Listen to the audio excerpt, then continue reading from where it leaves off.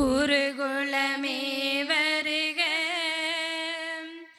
குருகுலமே வருக, திருப்பலி செலுத்திட வருக வென்றழைத்தோம் இறை மக்களே வருக,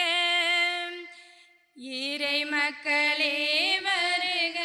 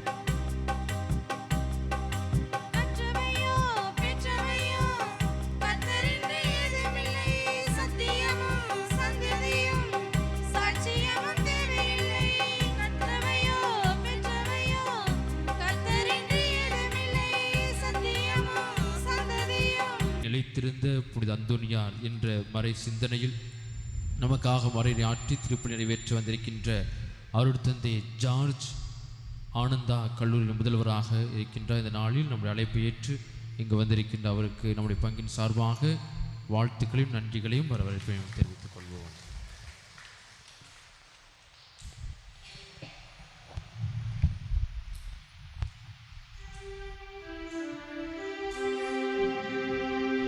தந்தை மகன் தூய ஆவியாரின் பெயராலே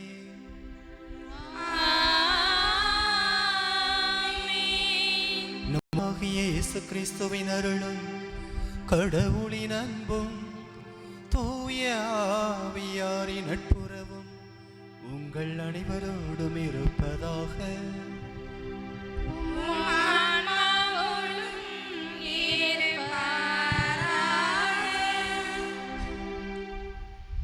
திருப்பலி முன்னுரை.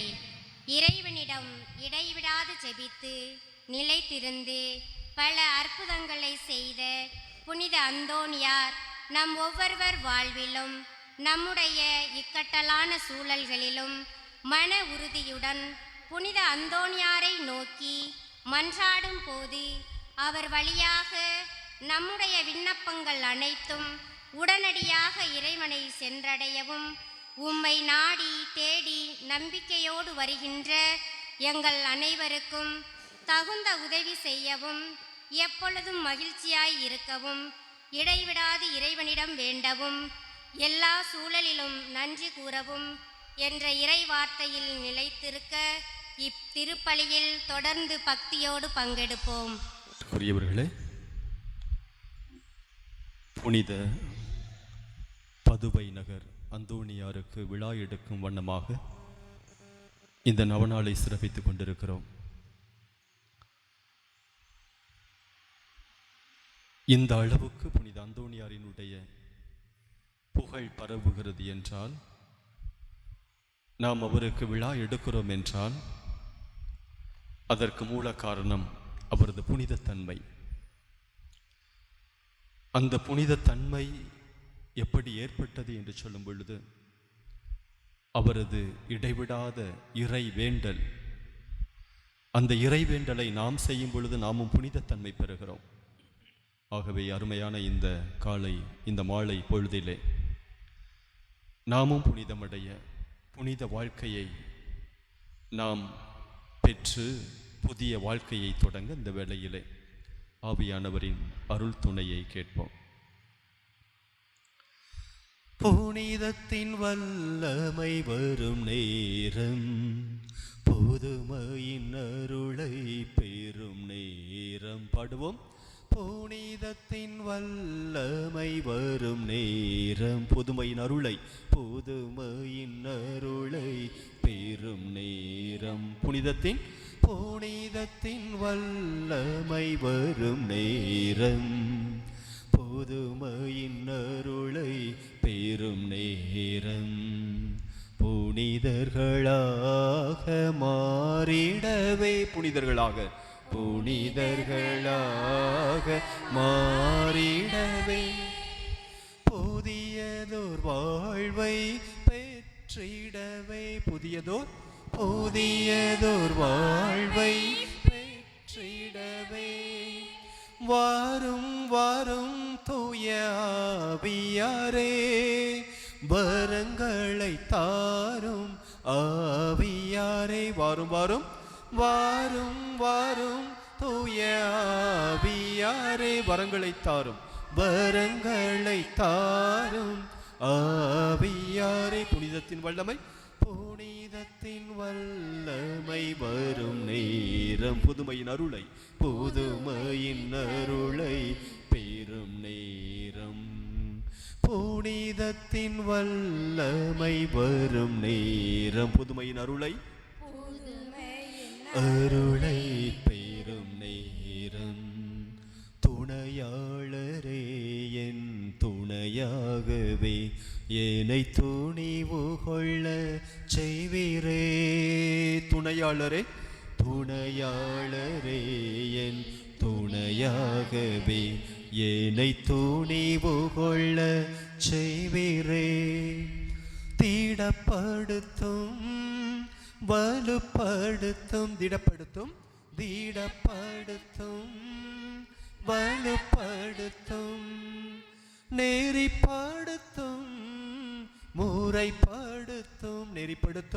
நெறிப்படுத்தும் முறைப்படுத்தும் திடப்படுத்தும் வலுப்படுத்தும் நெறிப்படுத்தும் முறைப்படுத்தும் வல்லமை தந்தெம்மை வழி காட்டும் வல்லமை தந்தெம்மை வழி வாரும் வாரும் வாரும் வாரும் தூய ஆவியாரே, வரங்களை தாரும் ஆவியாரே. வாரும் வாரும் வரங்களை தாரும் ஆவியாரே. புனிதத்தின் வல்லமை வரும் நேரம், புதுமையின் அருளை பெறும் நேரம், புனிதத்தின் புதுமையின் அருளை பெறும் நேரம். எல்லாம் உள்ள இறைவன் நம் மீது இரக்கம் வைத்து ஆவியானவரின் அக்கினியால் நமது பாவங்களை சுட்டெரித்து நிலையான வாழ்வை நோக்கி வழிநடத்துவாராக. உன்னத கீதத்தை பாடி தொடர்ந்து ஆண்டவரை பற்றுவோம்.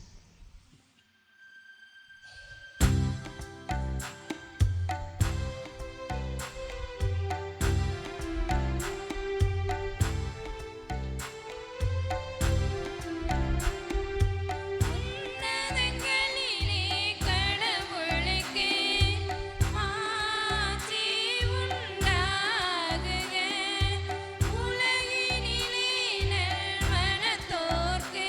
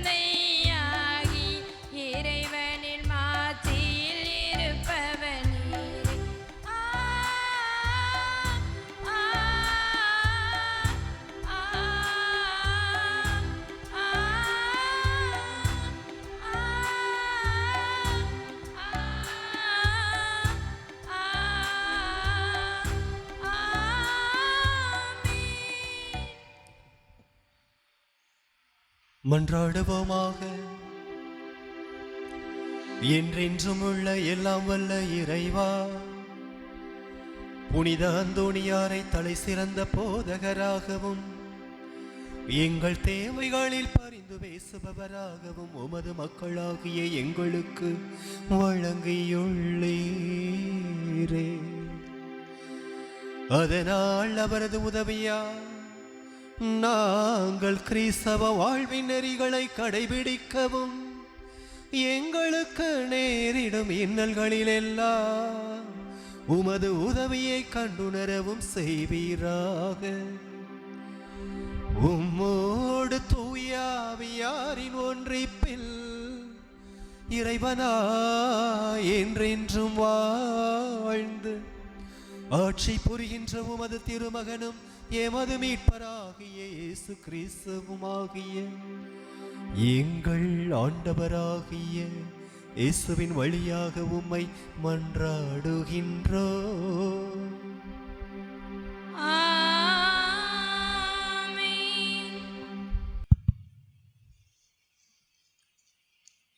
தெசலோனிக்கருக்கு எழுதிய திருமுகத்திலிருந்து வாசகம். அதிகாரம் 5, இறை வார்த்தைகள் 12 தொடங்கி 22 நிறைவாக. சகோதர சகோதரிகளே, உங்களிடையே உழைத்து ஆண்டவர் பெயரால் உங்களை வழிநடத்தி உங்களுக்கு அறிவு புகட்டுவோரை மதித்து நடக்கும்படி கேட்டுக்கொள்கிறோம். அவர்கள் பணியின் பொருட்டு அவர்களை உயர்வாகவும் அன்புடனும் கருதுங்கள். உங்களிடையே அமைதி நிலவட்டும். அன்பர்களே, நாங்கள் உங்களுக்கு தரும் அறிவுரை இதுவே. சோம்பேறிகளுக்கு அறிவுரை புகட்டுங்கள். மனத்தளர்ச்சியுற்றவர்களுக்கு ஊக்கமூட்டுங்கள். வலுவற்றோருக்கு உதவுங்கள். எல்லோரோடும் பொறுமையாயிருங்கள். எவரும் தீமைக்கு பதில் தீமை செய்யாதவாறு பார்த்து கொள்ளுங்கள். உங்களுள் ஒருவருக்கொருவர் மட்டுமன்றி எல்லோருக்கும் எப்பொழுதும் நன்மை செய்யவே நாடுங்கள். எப்பொழுதும் மகிழ்ச்சியாக இருங்கள்.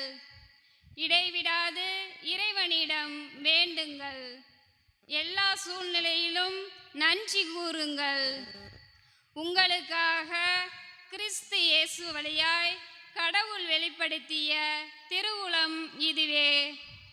தூய ஆவியின் செயல்பாட்டை தடுக்க வேண்டாம். இறை வாக்குகளை புறக்கணிக்க வேண்டாம். அனைத்தையும் சீர்தூக்கி பாருங்கள். நல்லதை பற்றி கொள்ளுங்கள். எல்லா வகையான தீமைகளையும் விட்டு விலகுங்கள். ஆண்டவர் வழங்கும் அருள்வாக்கு. இறைவா, உமக்கு நன்றி. அஞ்சாதே, ஆண்டவர் துணை இருக்க. நெஞ்சோடு நித்தம் அவர் நினைவிருக்க. அஞ்சாதே, ஆண்டவர் துணை இருக்க. நெஞ்சோடு நித்தம் அவர் நினைவிருக்க. உன் தாயின் உதிரத்தில் உழைத்தெறிந்தார். உன் வாழ்வின் புறமாய் உன்னில் இருந்தார்.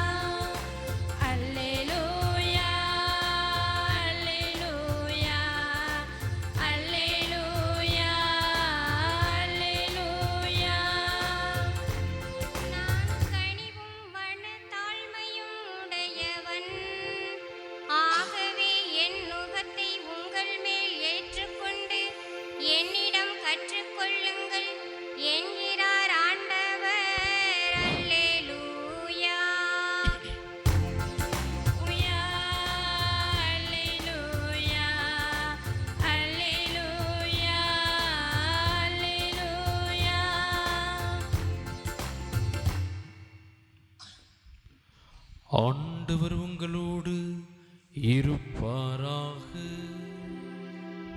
உம் ஆன்மாவோடும் இருப்பாராக. மத்திய எழுதிய தூய நற்செய்தியிலிருந்து வாசகம். ஆண்டவரே மாட்சி உமதே.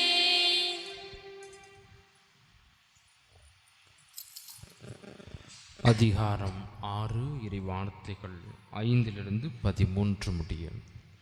நீங்கள் இறைவனிடம் வேண்டும் பொழுது வெளிவேடக்காரரை போல் இருக்க வேண்டாம். அவர்கள் தொழுகை கூடங்களிலும் வீதியோரங்கள் நின்று கொண்டு மக்கள் பார்க்க வேண்டுமென இறைவேண்டல் செய்ய விரும்புகிறார்கள். அவர்கள் தங்களுக்குரிய கைமாறு பெற்றுவிட்டார்கள் என உறுதியாக உங்களுக்கு சொல்கிறேன். ஆனால் நீங்கள் இறைவனும் வேண்டும் பொழுது உங்கள் உள்ளறைக்கு சென்று கதவை அடைத்து கொண்டு மறைவாய் உள்ள உங்கள் தந்தையை நோக்கி வேண்டுங்கள். மறைவாய் உள்ளதை காணும் உங்கள் தந்தையும் உங்களுக்கு கைமாறு அளிப்பார். மேலும் நீங்கள் இறைவனிடம் வேண்டும் பொழுது பிற இனத்தவரைப் போல பிதற்ற வேண்டாம். மிகுதியான சொற்களை அடுக்கிக் கொண்டே போவதால் தங்கள் வேண்டுதல் கேட்கப்படும் என அவர்கள் நினைக்கிறார்கள்.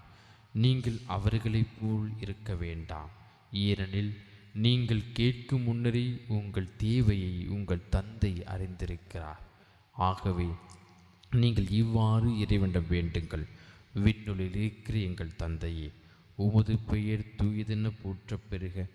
உமது ஆட்சி வருக. உமது திருவுள்ளம் விண்ணுலகில் நிறைவேறுவது போல மண்ணுலகிலும் நிறைவேறுக. இன்று தேவையான உணவை எங்களுக்கு தாரும். எங்களுக்கு எதிராக குற்றம் செய்தோரை நாங்கள் மன்னித்துள்ளது போல எங்கள் குற்றங்களை மன்னியும். எங்களை சோதனைக்கு உட்படுத்தாதையும் தீயோனிடமிருந்து எங்களை விடுவியும்.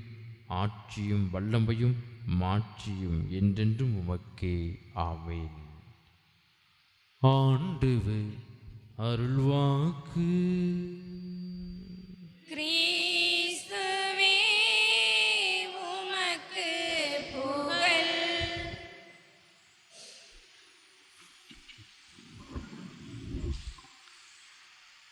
இயேசுவில் அன்பிற்குரிய சகோதர சகோதரிகளை, புனித அந்தோணியாருக்கு விழா எடுக்கிறோம். இங்கே இருக்கிறதுல பாதி பேர் சொந்தக்காரன்னு நினைக்கிறேன். அப்படித்தானே? சொந்தக்காரவங்க, வெளியிலேருந்து வந்தவங்க அப்படி இருக்கலாம் போல நினைக்கிறேன்.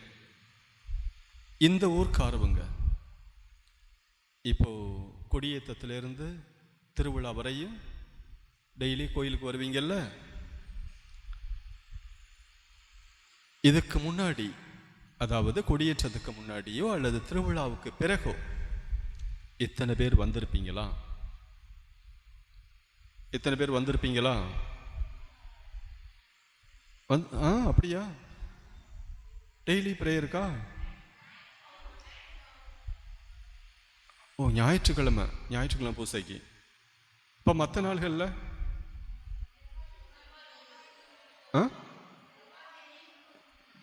செவ்வாய் வெள்ளி பூசை. அதான் பூசைக்கு மட்டும் அப்படி தலையை காமிக்கிறது. மற்ற நாட்கள்லாம் இந்த முன்னாடியெல்லாம் ஜபமாலை சொல்கிறது, ஆமாம், ஒட்டுமொத்த கிராமமும் வந்து ஜபம் சொல்கிறது, அப்படிலாம் ஒரு பழக்க வழக்கம் இருக்குமே, அதெல்லாம் கிடையாது. உங்கள் ஊரில் மட்டும் கிடையாது, எந்த ஊர்லேயும் அந்த பழக்க வழக்கம்லாம் இல்லாமலே போச்சு. யார் மட்டும் ஜபம் சொல்கிறது? கோயில் பிள்ளை. ஆமாம், கரெக்டாக சொல்கிறீங்க.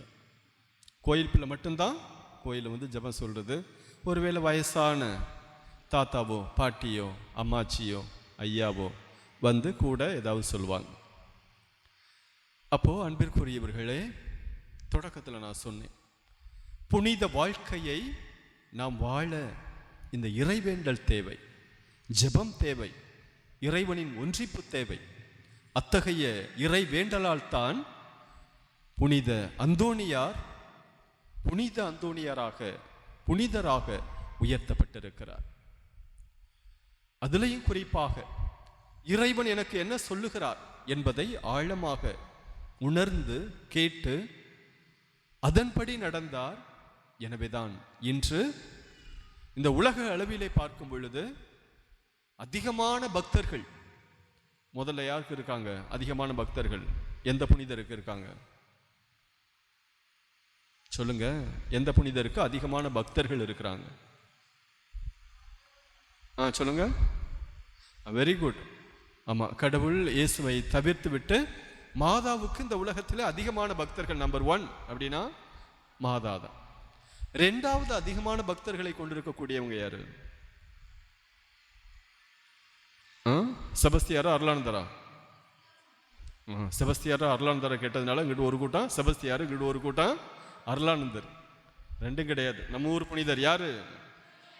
அந்தோணியார். அதுக்கு பிறகுதான் செபஸ்தியார், அருளானந்தர் அப்படி அந்த வரிசையில் வருவாங்க. ஆக இப்படிப்பட்ட இத்துணை பக்தர்களை கொண்டிருப்பதற்கான காரணம் புனித அந்தோணியார் இறை வேண்டலில் நிலைத்திருந்தார். இறை வேண்டலில், ஜபத்தில் நிலைத்திருந்தார். எப்பொழுதும் எனக்கு இறைவனின் துணை தேவை என்பதை அவர் உணர்ந்திருந்தார். எப்பொழுதும் இறைவனோடு நான் ஒன்றித்திருக்க வேண்டும், அப்பொழுதுதான் எனது மனம் நிம்மதியாக இருக்கும், ஒரு மகிழ்ச்சியாக இருக்கும் என்று நம்பினார். எனவேதான் புனித அந்தோணியார் இறைவனோடு என்றும் இறைவேண்டலில் நிலைத்திருந்தார் என்பதை பார்க்கிறோம். நாமளும் ஜெபிக்கிறோம், நமக்கும் ஜெபிக்க தெரியும் அப்படின்ட்டு நம்ம எல்லாருமே இங்கே இருக்கிறோம். அதை டெஸ்ட் பண்ணி பார்ப்போமா? எத்தனை பேருக்கு கரெக்டாக ஜெபிக்க தெரியுது அப்படின்றத பார்ப்போமா? இப்போ கடவுள்கிட்ட எல்லாருமே புனித அந்தோணியார் வழியாக ஜெபிக்கிறோம். ஏதாவது கேட்குறோம், நம்ம குடும்பங்களில் கஷ்டம் இருக்கும், வேதனைகள் இருக்கும், ஏதாவது தேவையாக இருக்கும், அப்போல்லாம் கடவுள்கிட்ட கேட்குறோம். கடவுள் இப்படிலாம் நம்ம யாருமே கடவுள்கிட்ட நான் கேட்டதே கிடையாது, வேண்டதே கிடையாது அப்படின்னு யாராவது சொல்ல முடியுமா? சொல்ல முடியாது. எல்லாருமே கேட்குறோம். அப்படி நம்ம எல்லாரும் வேண்டும் பொழுது, ஜெபிக்கும் பொழுது கடவுள் ஒரு 3 விதமான பதில்களை, 3 விதமான ஒரு விடை, அது என்ன சொல்ற பதில்னே சொல்லிக்கலாம். நம்ம கேட்கறதுக்கு பதில் 3 விதத்திலே தருகிறார். அதை அப்படியே ஃபிக்ஸ் பண்ணி வச்சிடறார். இவங்களுக்கு இந்த பதிலை மட்டும்தான் கொடுப்பேன், அவங்களுக்கு அந்த பதிலை மட்டும்தான் கொடுப்பேன், இந்த பக்கம் உள்ளவங்களுக்கு இந்த பதிலை மட்டும்தான் கொடுப்பேன் அப்படின்ட்டு 3 விதத்திலே பதிலை கடவுள் தயாரித்து வச்சிருக்கிறார். அப்போ 3 விதமான குழுக்களையும் கடவுள் வைத்திருக்கிறார். இப்போ ஒரு குழுவினர், இந்த பக்கம் இருக்கிறவங்கெல்லாம் ஒரு குழுவினர்னு வச்சுக்குவோம், அது முதல் குழுவினர். இந்த பக்கம் இருக்கிறவங்களையெல்லாம் 2வது குழுவினர் அப்படின்னு வச்சுக்கலாம். 3வது குழுவினருக்கு எங்கே போறது? பின்னாடி உட்கார்ந்துருக்காங்கல்ல, பின்னாடி உட்கார்ந்துருக்கிறவங்க நாங்க ஃபாதர்ஸ், இந்த இங்கே உட்கார்ந்துருக்கிறவங்க நாங்கள்லாம் 3வது குழுவினர்னு வச்சுக்குவோம். இப்போ எல்லாருமே ஜெபம் செய்யறோம். இந்த முதல் குழுவினர், நீங்க ஜெபிக்கிறீங்கல்ல, நீங்க ஒரு தேவை ஏதாவது ஒரு தேவைன்னு கேட்குறீங்க. கடவுளே, நாளைக்கு என் பிள்ளைக்கு கோயம்புத்தூர்ல காலேஜில் சேர்க்கணும், அதனால இப்போ காசு இல்லை கையில், 50,000 ரூபாய் எனக்கு தேவை, எனக்கு நாளைக்கே வேணுமே, கடவுளே நீங்கள் தான் ஏதாவது ஒரு வழி பண்ணணும் அப்படின்னு நீங்கள் ஜெபிக்கிறீங்கன்னு வச்சுப்போம். கடவுள் உங்களுக்கு பதில் சொல்றார். முதல் பதில் சொல்றார். எப்படி பதில்? மக்களே, நீங்கள் உங்களுக்கு தேவைன்னு கேட்குறீங்க, பிள்ளைங்களுடைய படிப்புக்குன்னு கேட்குறீங்க, நான் உங்களுக்கு உடனே 50,000 நாளைக்கு ரெடி பண்ணி தர்றேன் அப்படின்னு சொல்கிறார். எப்படி? அவர் நேரடியாக கொடுக்க மாட்டார், ஏதோ ஒரு வழியில். உங்கள் சொந்தக்காரர்கிட்ட நீங்கள் ட்ரை பண்ணியிருப்பீங்க ஃபோனில், அத்தாச்சி மச்சான் ஒரு 50,000 ரூபா தேவை, கொஞ்சம் கடனாக தாங்களே அப்படின்னு கேட்டிருப்பீங்க. இல்லை அப்படின்னா ஏதாவது நீங்கள் கடன் கொடுத்தவங்க கடன் திருப்பி கொடுப்பாங்கன்னு வச்சுக்கோம். ஏதோ ஒரு வழியில் உங்களுக்கு எவ்வளவு கிடைக்குது? சத்தமாக சொல்லுங்கள். 50,000. முதல் குழுவினர் நீங்கள் கேட்கக்கூடிய அத்தனை பேருக்குமே 50,000 கொடுத்துட்றாரு. முடிஞ்சு உடனே கொடுத்துறாரு கடவுள். இப்போ இது 2வது குழுவினர், இந்த பக்கம் உள்ளவன்னு சொல்லும். இவங்களும் கேட்குறாங்க கடவுள்கிட்ட, கடவுளை எங்களுக்கு ஒரு 20,000 வேணும், அவசரமா வேணும் அப்படின்ட்டு 20,000 கேட்குறாங்க. இப்போ கடவுள் உங்கள்கிட்ட தரேன்னு சொல்லிட்டார்ல. 2வது குழுவினர் கேட்கும் பொழுது கொஞ்சம் வித்தியாசமா பதில் சொல்வார். சரியா? அப்போ 2வது குழுவினருக்கு எப்படிப்பட்ட பதில சொல்லியிருப்பார்? இவங்கெல்லாம் கேட்குறாங்க, ஆனால் உங்களை விட கம்மியாக தான் கேட்டிருக்காங்க. நீங்கள் 50,000 கேட்டிருக்கிறீங்க, இவங்க 20,000 தான் கேட்குறாங்க. அப்ப அவங்களுக்குள்ள பதில கடவுள் எப்படி சொல்லியிருப்பார்? என்ன பதில் சொல்லியிருப்பார்? நீங்க சொல்லுங்க பாப்போம். உங்களுக்கு கடவுள் என்ன பதில் சொல்லியிருப்பாரு? அவங்களுக்கு உடனே தரேன்ட்டாரு, உங்களுக்கு எப்படி பதில் சொல்லியிருப்பார்?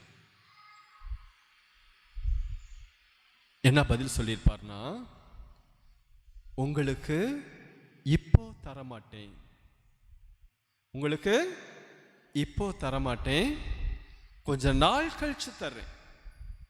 அதைத்தான் நாம் பார்க்கிறோம். காலம் தாழ்த்தி கடவுள் தருவார். உடனே அல்ல.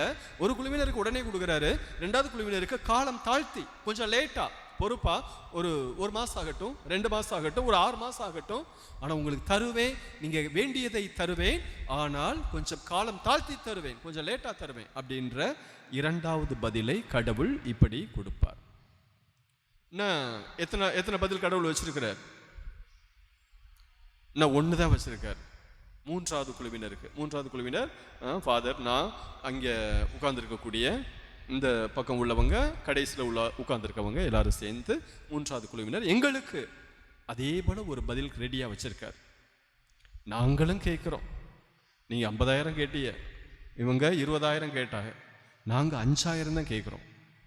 இது போதும் ஆண்டவரே, 5,000 தாங்க அப்படின்னு கேட்குறோம். கடவுள் எங்களுக்கு என்ன பதில் சொல்லியிருப்பார்? சொல்லுங்க. முதல் பதில் உடனே தர்றேன் அப்படின்ட்டாரு. ரெண்டாவது பதில் காலம் தாழ்த்தி லேட்டா தர்றேன்ட்டாரு. மூன்றாவது பதில் நீங்க சொன்னீங்க, கொஞ்சம் சத்தமா சொல்லுங்க. அந்த சூப்பரா சொல்றாங்க. ஃபாதர்ஸை பார்த்த உடனே உங்களுக்கு அப்பா, உங்களுக்கு இல்லப்பா அப்படின்றார்.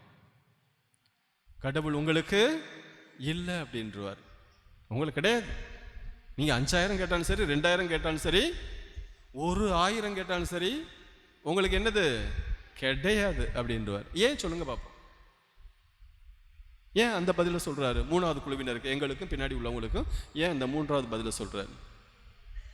அப்ப நீங்கெல்லாம் கடவுளுக்கு பிடிச்ச மாதிரி இருக்கிறீங்க, ஒரே பிரேயர்ல இருக்கிறீங்க, உங்களுக்கு அப்படியே கடவுள் அருளையும் ஆசிரியம் பொழிகிறாரு, அதனால நிறைய கொடுக்குறாரு. இவங்களுக்கு கொஞ்சம் அறகுறையா இருக்கிறாங்க அப்படின்னா, எங்களுக்கு எதுவுமே இல்லை அப்படின்னா என்ன சொல்லுவார்? எதுக்காக?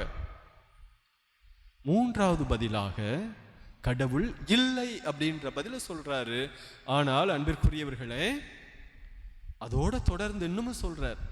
என்ன சொல்றாரு? நான் உங்களுக்கென வேறொரு திட்டம் வைத்திருக்கிறேன், உங்களுக்கென வேற ஒன்ன நான் மனசுல வச்சிருக்கிறேன், நீங்க கேட்பதை விட அது சிறந்ததாக இருக்கும், நீங்கள் விரும்பியதை விட அது மிகவும் உயர்ந்ததாக இருக்கும். அதனாலதான் இங்க உட்கார்ந்துருக்கிறீங்கல்ல, நீங்க எல்லாருமே சின்ன வயசுல ஒரு 6ஆம் கிளாஸ் படிக்கும் போதோ, 8ஆம் கிளாஸ் படிக்கும் போதோ, 10ஆம் கிளாஸ் படிக்கும் பொழுதோ, மறைக்கல்வி வகுப்புகள்லாம் ஒரு கேள்வி, முக்கியமான ஒரு கேள்வி கேட்பாங்க. என்ன கேள்வின்னு தெரியுமா? ஒரு முக்கியமான கேள்வி. யார் யார் சிஸ்டரா போறது, அவங்கெல்லாம் கை தூக்கு அப்படின்னு இருப்பாங்க. எத்தனை பேர் தூக்கியிருப்பீங்க இங்க இருக்கிறதுல? தூக்குனவங்கலாம் சிரிக்கிறாங்க. ஒரு சில பேர் கை தூக்குறாங்க, ஒரு சில பேர் சிரிச்சுட்டு உட்கார்ந்துருக்காங்க. ஆகா, நான்லாம் கை தூக்குனே. மூன்றாவது பதில் உங்களுக்கு கொடுத்துருக்காரு. என்ன பதில்? நீ சாமியாரா சிஸ்டரா போனா சரியா வராமட்டேன், அதனால என்ன செய்ய, கல்யாணமே பண்ணிக்க, உனக்கு வேறொரு திட்டம் வைத்திருக்கிறேன் அப்படின்ட்டு கடவுள் சொல்லியிருப்பார். ஆக அன்பிற்குரியவர்களே, கடவுளின் திட்டம், அவரது திருவிழம் எப்பொழுதுமே இருக்கிறது. அதுக்காக நீங்க கேட்கறதுலாம் எப்போதுமே கடவுள் கொடுத்துருப்பார் அப்படின்னு கிடையாது. ஒரு தேவை அப்படின்னு கேட்டீங்க அப்படின்னா அப்படி சொல்லுவார். ரெண்டாவது தேவை கேட்கும் பொழுது எப்போ ரெண்டாவது குழுவினருக்கு சொன்னாரோ, எந்த ஆன்சர் சொன்னாரோ அதே பதில உங்களுக்கு சொல்லுவார். ஆக மாற்றி மாற்றி ஒவ்வொருவருக்குமே கடவுள் அவருடைய விருப்பத்தின் அடிப்படையில் கொடுக்கிறார். அதைத்தான் இன்னைக்கு முதல் வாசகத்துல வாசிக்க கேட்டோம். கடவுளின் திருவிழம் இதுதான், அவரது திட்டம் இதுதான். அவர் என்ன விரும்பினாரோ அதுதான் இந்த உலகத்தில் நடக்கணும், நடக்குது. அதே போலதான் இன்று வாசிக்கப்பட்ட நற்செய்தியிலும் சரி, விண்ணுலகில் இருக்கிற எங்கள் தந்தையே அப்படின்ட்டு நம்ம எல்லாரும் சொல்றோம். நற்செய்தியிலும் அது வாசிக்கப்பட்டது. உமது திருவிழம், உமது திட்டம் விண்ணுலகில் நிறைவேறுவது போல மண்ணுலகிலும் நிறைவேறுக. கடவுளினுடைய திட்டம் விண்ணுலகில் நிறைவேறியது. எப்படி? அவருடைய ஒரே மகன் இயேசு இந்த உலகத்திற்கு வரணும், இந்த உலகத்தில் உள்ள அத்துணை கஷ்டங்களை படணும், அந்த கஷ்டங்களை பார்த்தாவது நாம எல்லாரும் திருந்தணும் அப்படின்றதுக்காக கடவுள் திட்டமிடுகிறார், விருப்பம் கொள்கிறார். அதற்கு ஆண்டவர் இயேசு, என் தந்தையின் விருப்பம் எதுவோ அதை நான் செயல்படுத்துவதற்கு தயாராக இருக்கிறேன் என்று உடனடியாக அதை ஒப்புக்கொண்டார். பிலிப்பியருக்கு எழுதிய திருமுகத்திலே 2வது அதிகாரம் 6வது இறைவசனத்திலே சொல்லப்படுகிறது, கடவுள் தன்மையில் விளங்கிய ஆண்டவர் இயேசு அதை வலிந்து பற்றி கொண்டிருக்க வேண்டியதொன்றாக கருதவில்லை, மாறாக அடிமையின் தன்மை பூண்டு சாவை ஏற்கும் அளவுக்கு, அதுவும் சிலுவை சாவையை ஏற்கும் அளவுக்கு கீழ்ப்படிப்பவரானார். இதுதான் கடவுளினுடைய திட்டம். இதோ எனது சாவு வந்தாலும் சரி, எனது உயிர் போனாலும் சரி, எத்தகைய தியாகத்தையும் நான் செய்து எனது தந்தையின் விருப்பத்தை நிறைவேற்றுவேன் என்று அவரது ஒரே மகனான ஆண்டவர் இயேசு கிறிஸ்து தந்தையின் விருப்பத்தை நிறைவேற்றினார். அதுதான் உண்மையான ஜெபம். என் விருப்பம் முக்கியம் கிடையாது, என் அப்பா அம்மா விருப்பம் முக்கியம் கிடையாது, என் வீட்டுக்காரர் விருப்பம் முக்கியம் கிடையாது, எனது மனைவியினுடைய விருப்பம் முக்கியம் கிடையாது. ஆனால் என்னை படைத்தவர் ஒருவர் இருக்கிறார் இந்த உலகத்தில், அவரது விருப்பம் முக்கியமானது. ஆக அந்த விருப்பத்தை தான் புனித அந்தோணியார் தனது வாழ்க்கையிலே கொண்டிருந்தார், வேற எந்த விருப்பமும் கிடையாது. அப்போ இறைவேண்டலில் எப்பொழுதுமே நிலைத்திருப்பதற்கு அவர் காரணம், இதோ எனது ஆண்டவர் என்னை படைத்தவர் என்ன சொல்ல போகிறார் என்று, அவர் சொல்வதை நான் இன்று நிறைவேற்றப் போகிறேன் என்று கடவுளின் திட்டத்தை புனித அந்தோணியார் நிறைவேற்றிக் கொண்டிருந்தார். ஆக இறைவேண்டலில் நிலைத்திருந்த காரணத்தினால்தான், அவரது விருப்பத்தை நிறைவேற்றிய காரணத்தினால்தான் இன்று உலகம் முழுவதும் புகழக்கூடிய போற்றக்கூடிய ஒரு மிகப்பெரிய புனிதராக புனித அந்தோணியார் இருக்கிறார். அன்பிற்குரியவர்களே, இன்னைக்கு அதே போல நாமும் கடவுளிடம் ஜெபிக்கிறோமா? கடவுளே உமது விருப்பம் அதன்படி ஆகட்டும் என்று நாம் நினைக்கிறோமா? எனவே இந்த வேளையில் அத்தகைய ஒரு இறைவனது விருப்பத்தை நிறைவேற்றக்கூடிய பிள்ளைகளாக வாழ அழைக்கப்படுகிறோம். ஒரு அப்பா தனது 2 மகள்களை பார்க்கறதுக்காக பக்கத்து ஊருக்கு போறார். ஏன்னா தனது மகள்களை பக்கத்து ஊர்ல தான் கல்யாணம் பண்ணி கொடுத்துருக்கிறார். மூத்த மகளை யார் கல்யாணம் பண்ணி கொடுத்துருக்காரு அப்படின்னா ஒரு விவசாயிக்கு. 2வது மகளை யார் கல்யாணம் பண்ணி கொடுத்துருக்கிறார் அப்படின்னா ஒரு குயவனுக்கு, மண்பாண்டங்கள் செய்யக்கூடிய குயவனுக்கு. இப்போ ஒரே நாள்ல 2 பேரையும் பார்த்துட்டு வரலாம் அப்படின்ட்டு பயணம் போறார். மூத்த மக ஊருக்கு போறார். மூத்த மக அப்படியே அப்பா கிட்ட தனது கவலைகள் எல்லாம் சொல்றாங்க. அப்பா, மழையே இல்லை, விவசாயம் பண்றோம், அதனால நீங்க போகும்போதே ஜெபிச்சுக்கிட்டு போங்க, வேண்டிக்கிட்டு போங்க. எதுக்கு ஜெபிச்சுக்கிட்டு போக சொல்றாங்க? மழைக்காக, மழை வரணும் அப்படின்றதுக்காக. சரிம்மா, நான் ஜெபிச்சுட்டு போறேம்மா அப்படின்ட்டு அங்கே இருந்து கிளம்புறாரு அப்பா. அடுத்து எங்கே போகணும்?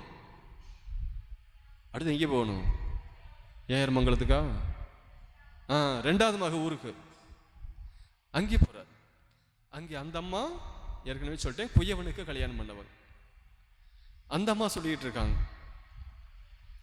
நாளைக்கு ஒரு 100 பானைகள் செய்ய வேண்டியது இருக்கு, மழை வந்துச்சு அப்படின்னா எல்லாம் போச்சு, அதனால அப்பா நீங்க என்ன செய்யுங்க, மழை வரக்கூடாதுன்னு வேண்டுங்க.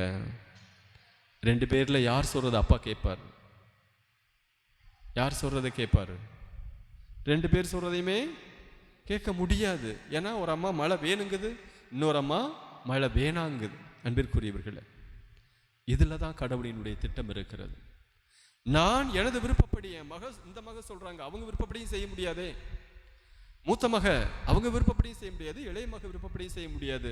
அப்போ நான் என்ன செய்வேன்? மிக குழப்பமான ஒரு சூழ்நிலைகள் இருக்கும். நமது குடும்பத்திலும் குழப்பமான சூழ்நிலைகள் இருக்கும். நமது குடும்பத்திலும் நம்ம என்ன முடிவு எடுப்பது என்ற ஒரு பிரச்சனை இருக்கும். அன்பிற்குரியவர்களே, அந்த நேரத்தில் தான் நமக்கு கை கொடுப்பவராக தனது திருவுளத்தின்படி, திட்டத்தின்படி அங்கு நமக்கு ஒரு பாடம் கற்பிப்பவராக ஆண்டவர் இருக்கிறார், நம்மை படைத்தவர் இருக்கிறார்.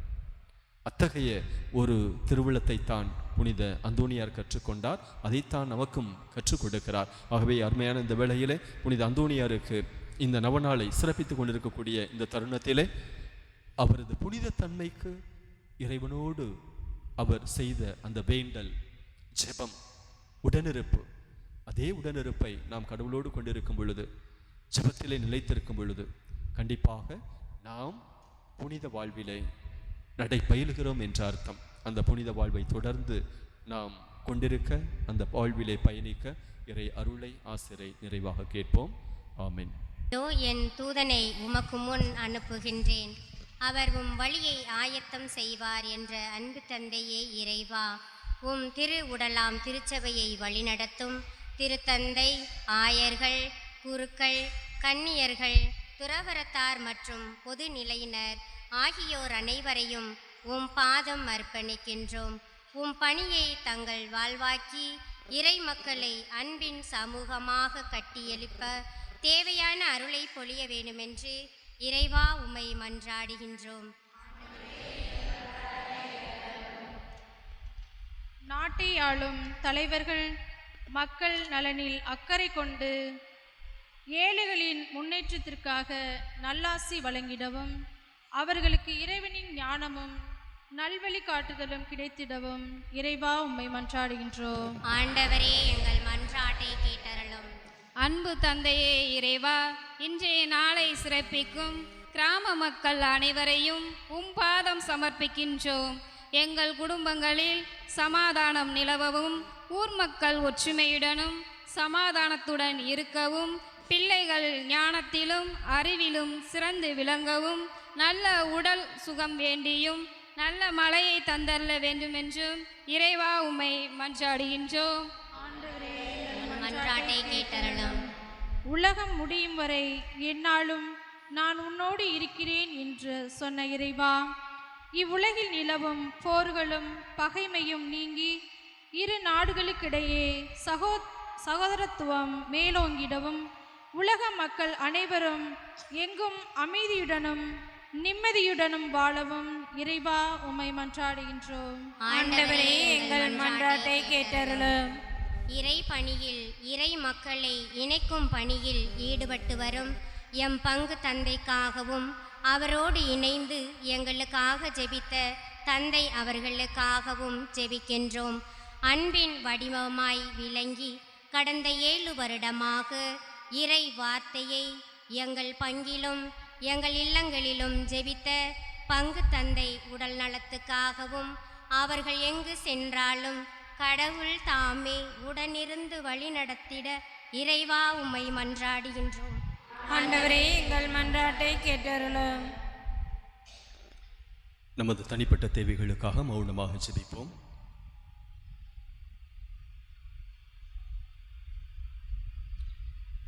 தேடப்படுத்தும், வலுப்படுத்தும், நேரிப்படுத்தும், முறைப்படுத்தும், வல்லமை தந்திம்மை வழி காட்டும்.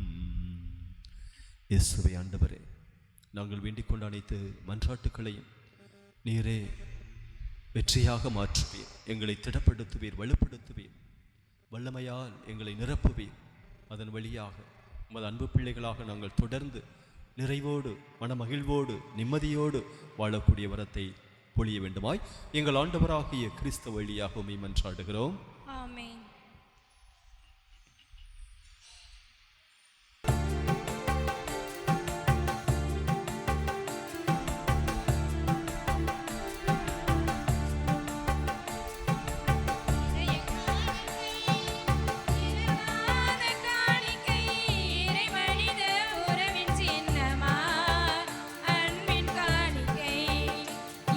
காணிக்கை இரவாத காணிக்கை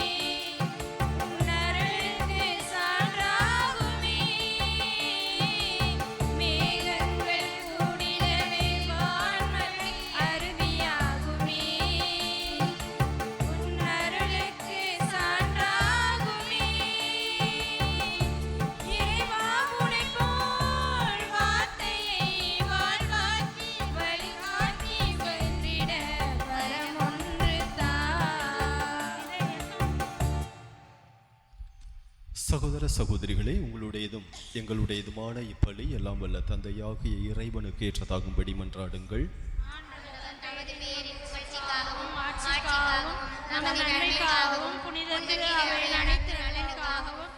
கையிலிருந்து திருப்பலியை ஏற்றுக்கொள்வாராக. ஆண்டவரே, புனித அந்தோணியாரின் நினைவு கொண்டாட்டத்தில் உமது பீடத்துக்கு நாங்கள் கொண்டு வரும் எங்கள் பணியின் காணிக்கைகள் உமக்கு உகந்தனவா ஏற்றுக்கொள்ளப்பட உம்மை வேண்டுகின்றோம்.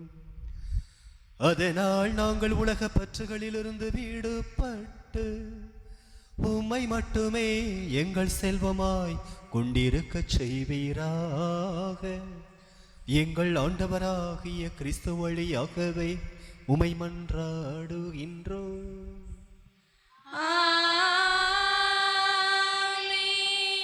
ஆண்டவர் உங்களோடு இருப்பாராக. உம் ஆன்மாவோடும் இருப்பாராக. இதயங்களை மேலே எழுப்புங்கள். ஆண்டவரிடம் எழுப்பியுள்ளோம்.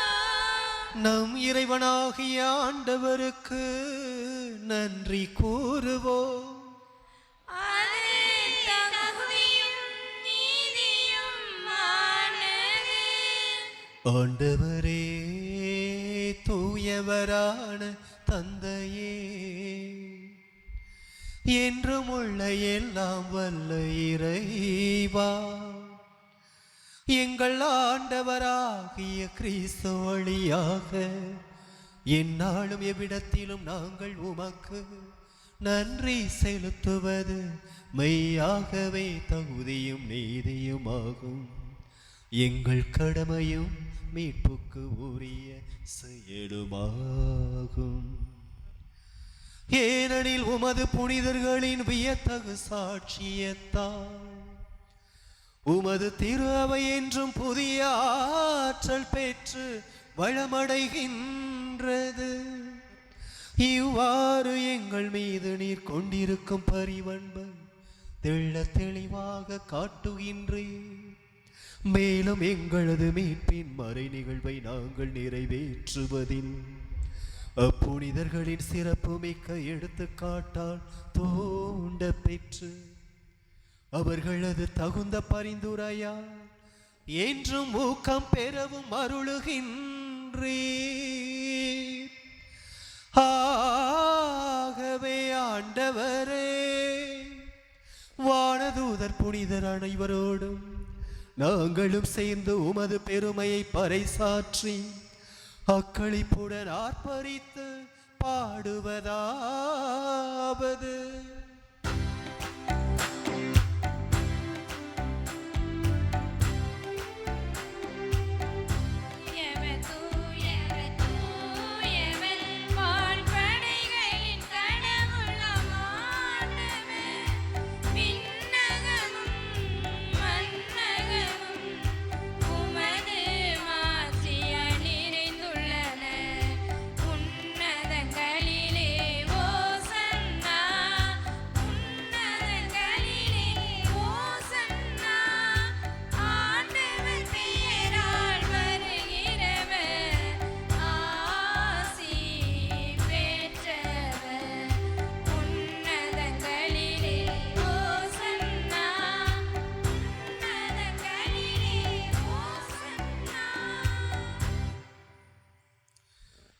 ஆண்டவரே, நேர்மையாகவே தூயவர், தூய்மை அனைத்துக்கும் ஊற்று. ஆகவே உம்முடைய ஆவியை பொழிந்து இக்காணிக்கைகளை தூய்மைப்படுத்த உம்மை வேண்டுகிறோம். இவ்வாறு எங்கள் ஆண்டவர் இயேசு கிறிஸ்துவின் உடலும் இரத்தமுமாக எங்களுக்கு இவை மாறுவனவாக. அவர் பாடுபட உளம் கர்ணிந்து தம்மை கையளித்த போது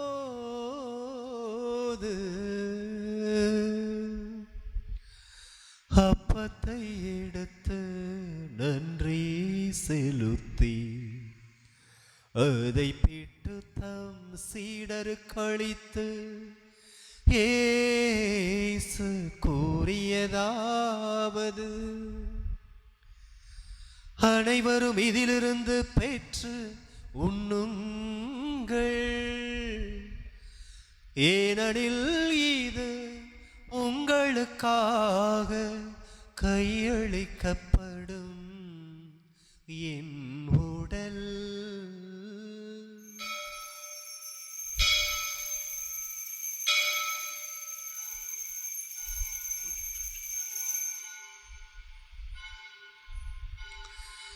ஒவ்வொன்னமே இரவு விருந்தை அருந்தியபின் கிண்ணத்தையும் எடுத்து மீண்டும் உமக்கு நன்றி கூறி தம் சீடர்களுக்கு அளித்து இயேசு கூறியதாவது, அனைவரும் இதிலிருந்து பெற்று பருகுங்கள், ஏனெனில் இது புதிய நிலையான உடன்படிக்கைக்குரிய என் இரத்தத்தின் கிண்ணம். இது பாவ மன்னிப்புக்கென்று உங்களுக்காகவும் பலருக்காகவும் சிந்தப்படும். இதை என் நினைவாக செய்யுங்கள்.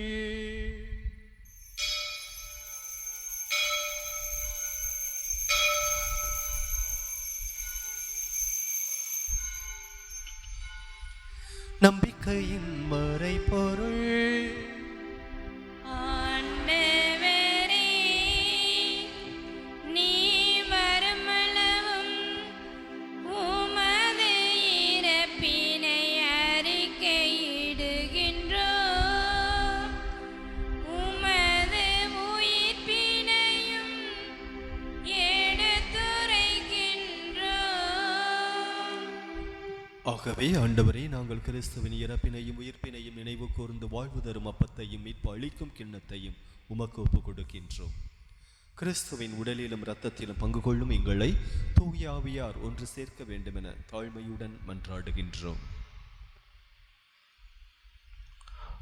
ஆண்டவரே, உலகெங்கும் பரவியிருக்கும் திரு அவை நினை கூர்ந்தள்ளும் எங்கள் திருத்தந்தையிலேயோ எங்கள் ஆயர் ஆனந்தம் எல்லா திருளி அனைவரோடும் திரு அவை அன்பின் நிறைவு பெறச் செய்தள்ளும். இறைவா, இன்றைய நாளில் நவநாளை சிறப்பிக்கின்ற குளநாத்தி, மலரி, செம்பலாங்குடி, சூரம்புள்ளி கிராம இறைமக்கள், இன்றைய நாளை திருப்பலியில் பங்கெடுக்கின்ற அனைத்து இறை மக்களையும் நிறைவாக நீர் ஆசீர்வதித்தள்ளும். வேறு வேறாக விசுவாசத்தில் வேரூன்றியவர்களாக இறை வேண்டலில் நிலைத்திருந்து இறைவன் இரக்கத்தை பெற்று சொல்ல எங்களுக்கு நிறைவான வரத்தை தந்தரலும். மேலும் உயிர்த்திலும் எதிர்நோக்குடன் துணிவிலும் எங்கள் சகோதர சகோதரிகளையும் இறந்தோர் அனைவரையும் இரக்கத்துடன் நினைகூர்ந்து ஒவ்வொரு திருமுக ஒளியில் ஏற்றலும் எங்கள் அனைவர் மீதும் இரக்கமாயிரும். கடவுளின் கனிதான புனித மரியா, அவருடைய கணவரான புனித யோசேப்பு, புனித திருத்துதர்கள், இவ்வுலகிலும் உமக்கு உந்தராயிருந்த புனிதர்கள் அனைவருடனும் நாங்கள் நிலைவாழ்வில் பங்கு கொள்ளும் தகுதி பெற்று திருமணா இயேசு கிறிஸ்து வழியாக உம்மை புகழ்ந்தீத்து மரமரல்ல உம்மை மன்றாடுகின்றோம்.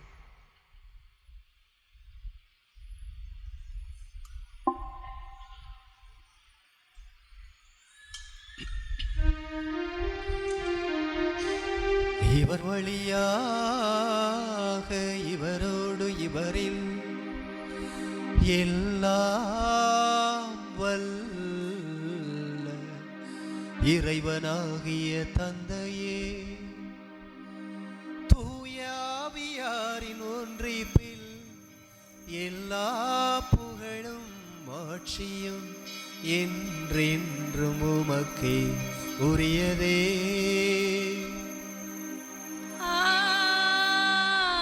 ஆமென்,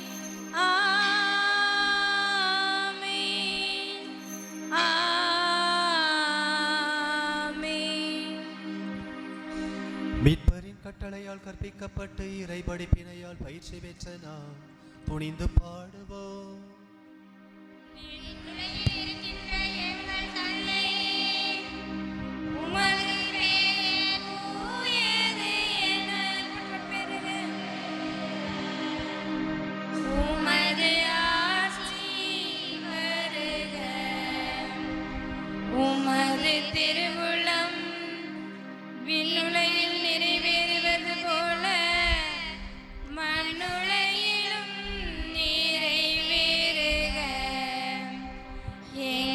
அன்றாட உணவை இன்று எங்களுக்கு தாரும்.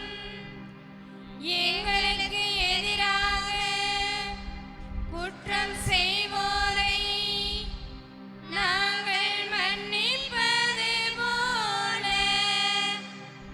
எங்கள் குற்றங்களை மன்னியும். எங்களை சோதனைக்கு உட்படுத்தாதையும் தீமையிலிருந்து எங்களை விடுவித்தருளும். ஆண்டவரே, தீமை அனைத்திலிருந்தும் எங்களை விடுவித்து எங்கள் வாழ்நாளில் அமைதியை கனிவுடன் அருளுமை மன்றாடுகிறோம். உமது இரக்கத்தின் உதவியால் நாங்கள் பாவத்திலிருந்து எப்போதும் விடுதலை பெற்று யாதொரு கலக்கமுமின்றி நலமாயிருப்போமாக. நாங்கள் நம்பியிருக்கும் பேரின்பத்திற்காகவும் எம் மீட்பராகிய இயேசு கிறிஸ்துவின் வருகைக்காகவும் காத்திருக்கின்றோம்.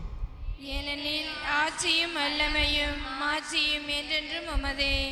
ஆண்டவரே இயேசு கிறிஸ்துவே, அமைதியை உங்களுக்கு விட்டுச் செல்கின்றேன், என் அமைதியையே உங்களுக்கு அளிக்கின்றேன் என்று உமது திரு தூதர்களுக்கு மொழிந்தீரே.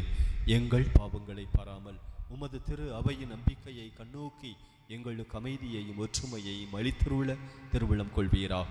என்றென்றும் வாழ்ந்து ஆட்சி செய்கின்றவர் நீரே. ஆமென். ஆண்டவருடைய அமைதி உங்களோடு என்றும் இருப்பதாக. ஆன்மாவோடும் இருப்பாராக. ஒருவருக்கொருவர் ஆண்டவருடைய அமைதியை பகிர்ந்து கொள்வோம்.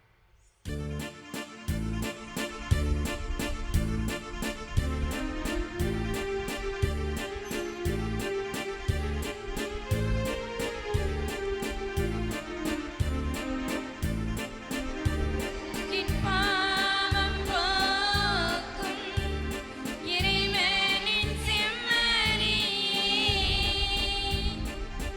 எங்கள் மேல் இரக்கம் வையும். உலகின் பாவம் போக்கும் இறைவனின் செம்மறியே, எங்கள் மேல் இரக்கம் வையும். உலகின் பாவம் போக்கும் இறைவனின் செம்மறியே, எங்களுக்கு அமைதி அருளும். இதோ இறைவனின் செம்மறி, இவரே உலகின் பாவங்களை போக்குபவர். செம்மறியின் விருந்துக்கு அழைக்க பெற்ற நாம் அனைவரும் பேறு பெற்றோர்.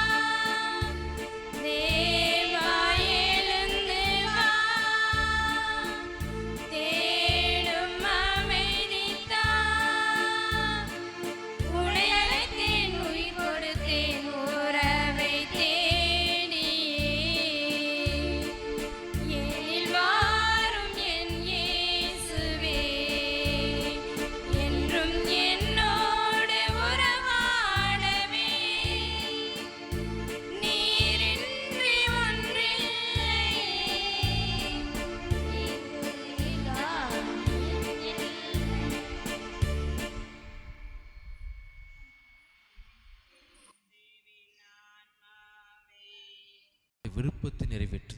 நம்முடைய விருப்பங்களை நிறைவேற்றுவதற்கும் நம்முடைய தேவைக்காகவும் தான் ஆண்டவரத்தை நாடி வருகின்றோம்.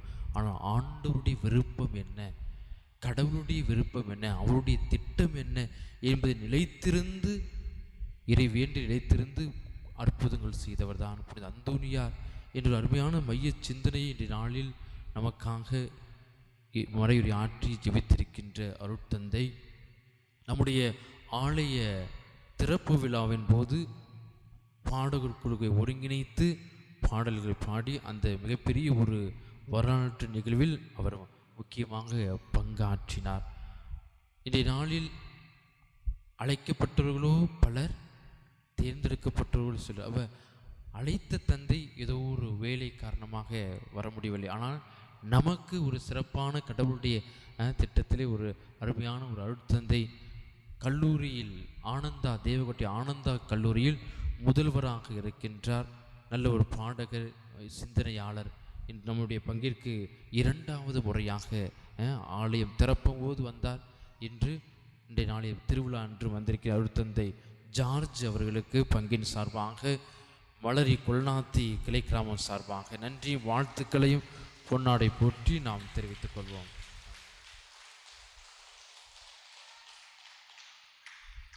கரங்களை தட்டியவும்.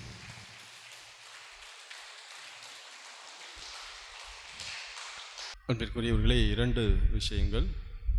ஒன்று, இன்னைக்கு கீபோர்டு கீபோர்டிஸ்ட்டு, மியூசிக் டைரக்டர். ரியலி நான் என்ஜாய் பண்ணிகிட்டு இருந்தேன் நான் வாசிக்கும் பொழுது. Very good. 2வது, ஃபாதர் சொன்னது போல் ஆனந்தா கல்லூரி அங்கே சேர்க்கை நடைபெற்று கொண்டிருக்கிறது. அங்கே அட்மிஷன் போட்டுவிட்ருக்கு. நன்றி கூறி மன்றாடுவோமாக. ஆண்டவரே,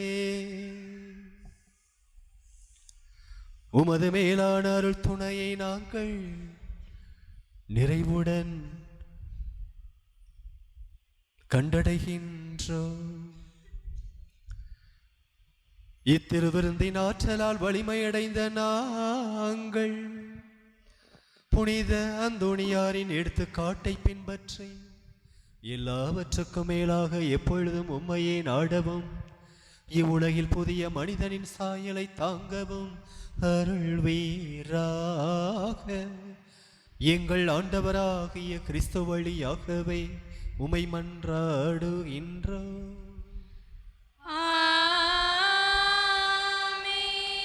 ஆண்டவர் உங்களோடு இருப்பாராக.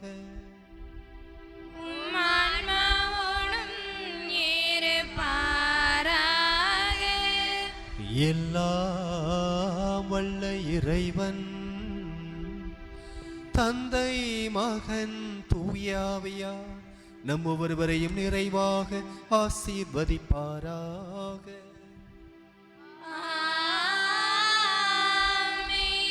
சென்று வாருங்கள், திருப்பலி நிறைவேறிற்று.